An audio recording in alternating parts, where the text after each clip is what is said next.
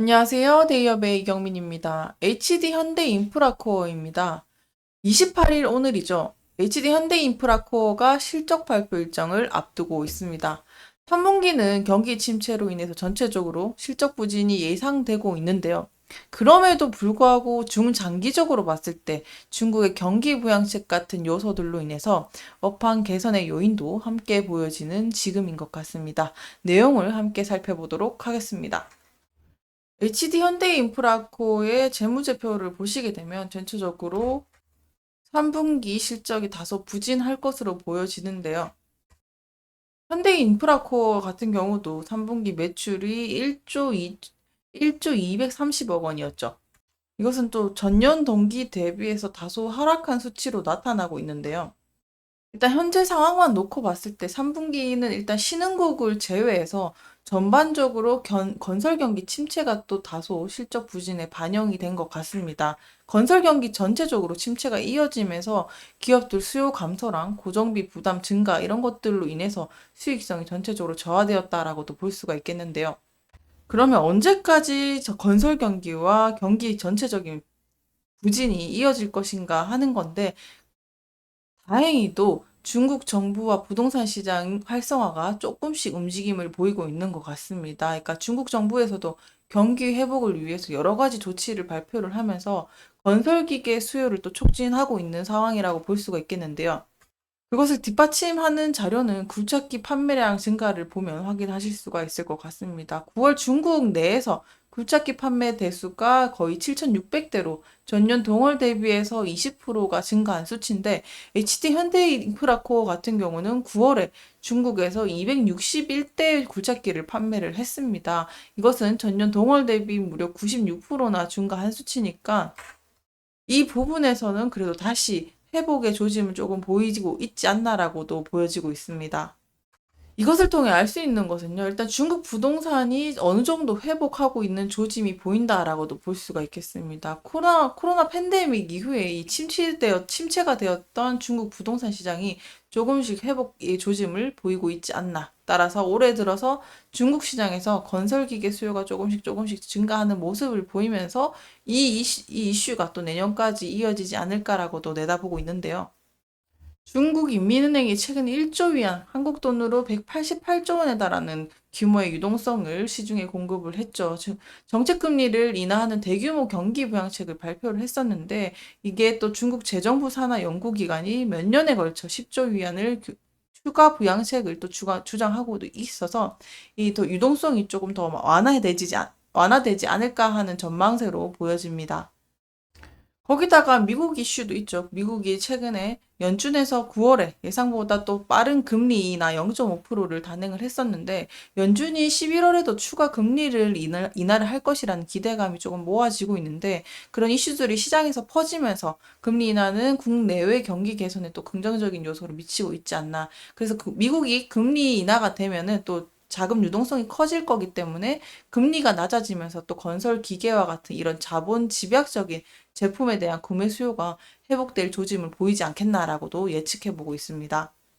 전체적으로 시장이 그래도 완화되면서 회복 조짐을 보이고 있다라고도 하는데 그래도 항상 리스크는 또 생각을 해 두셔야 되겠는데 리스크는 아무래도 중국의 경기 부양책 금리 인하로 인해서 회복 수요의 조짐은 보이고 있지만 반대로 경쟁이 너무 치열하다는 겁니다. 이유는요. 중국 업체들과의 치열한 경쟁의 직면을 피할 수 없다라고도 할 수가 있겠는데 항상 어디든 중국 업체들이 기술력과 또 과거에 비해서 상당히 올라오고 있는 수치를 보이기 때문에 중국과의 경쟁은 피할 수 없는 것들 항상 리스크를 감수를 해 두셔야 될 것 같은데요. 이 부분이 친환경과 인공지능 부분에서도 적용이 된다고 생각하면 좋으실 것 같습니다. 친환경과 AI 기술, 건설기계 산업으로 또 새로운 화두가 되고 있는데 국내 업체들이 또 중국 시장에서 경쟁력을 높이기 위해서는 이 중국과의 경쟁을 피할 수 없다는 거, 중국 시장에서 점유율을 확대하고 경쟁력을 유지하는 것은 이제 필수 조건이다라고 참고를 해주시면 좋을 것 같습니다.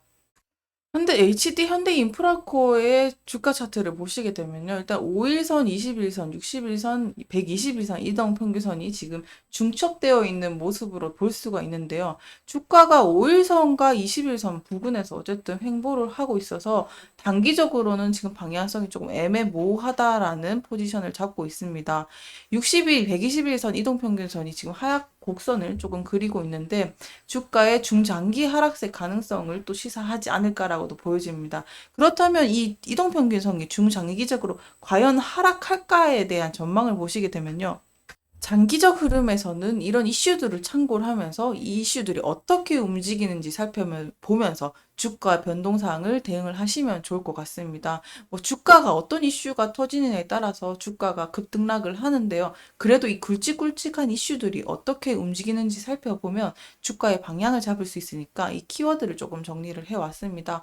우선 단기적으로 1개월에서 3개월을 보셨을 때 중국의 경기 부양책에 기대감이 조금 커지고 있는 만큼 또 금리 인하는 또 긍정적인 요소다라고도 볼 수 있겠지만 또 이 이슈들 금리가 인하됐다고 해서 바로 수요 증가로 이어지진 않는 만큼 단 단기적으로라도 시간이 조금 필요하다라고도 볼 수가 있겠습니다. 더불어서 이제 3분기 실적은 어떻게 보면 시장 기대치를 조금 밑돌고 있는 상황이기 때문에 주가가 단기적으로는 아까처럼 제한적인 모습을 보일 가능성이 크다. 그래서 이 실적 부진으로 인해서 주가의 일부가 조금 반영된 상태라고도 볼 수가 있겠는데 3분기 실적에 대한 추가 반응이 또 조정이 있을 수 있으니까 이런 부분을 유의하시면 좋을 것 같습니다.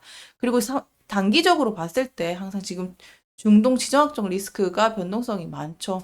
이것으로 인해서 건설 수요가 조금 위축될 가능성이 있다는 거. 그래서 중동에 진출한 업체들이 약간 실적에 부정적인 요소가 될 수 있다는 것을 감안해 주시면 좋을 것 같습니다. 그렇다면 이제 중기적인 요소, 3개월에서 6개월적인 요소는 일단 금리 인하의 요소를 또 다시 한번 덧붙여야 될 것 같은데요. 연준의 금리 인하가 이제 현실화되는 시기다라고도 볼 수가 있겠는데, 유동성 증가가 또 이어지게 되면은 건설기계업체 앞서 말씀드렸듯이 건설기계업체한테도 주가에 긍정적인 흐름을 끼칠 수 있다는 것, 더불어서 미국 경기 회복, 그리고 건설 수요 증가까지 이어질 수 있으니까 그런 부분을 참고를 해주시면 좋을 것 같습니다. 그리고 앞서 말씀드렸던 중국 수요도 이제 이때부터 좀 본격적으로 실물 경제에 반영되는 시기라고도 볼 수가 있겠고, 그러면서 내년 상반기에는 중국 시장 수요가 또 본격적으로 조금 회복할 수 있는 조짐이 보이지 않을까라고도 조심스럽게 예측하고 있습니다. 그리고 항상 가지고 있는 신흥국 수요는 계속 조짐이 보이듯이 이 시장 수요가 현재 강세를 또 보이고 있는 만큼 이 지역에 대한 수출까지 더 늘어날 수 있다면 더 호황으로 가는 흐름까지 보탤 수 있다라고도 볼 수가 있겠습니다. 그리고 장기적으로 봤을 때 뭐 6개월 이후에 대한 모습을 그리게 되면 아까 말씀드렸던 중국과의 그 과열 경쟁, 친환경과의 기술에 대한 수요가 또 증가하는 만큼 중국과의 경쟁도 피할 수가 없을 텐데 그래도 전체적으로는 이 기술을 도입한 건설기계에 대한 수요가 계속 조금씩 증가하지 않을까 내다보고 있습니다. 그래서 전체적으로 봤을 때는 주요 국가들이 금리 인하로 인해서 이제 실물 경제로 또 전이되는 시기라고 볼 수 있기 때문에 경제 전반에 대한 회복세가 접어들게 되면 건설 수요도 조금씩 회복할 조짐을 보이지 않을까라고 조심스럽게 생각해 봅니다.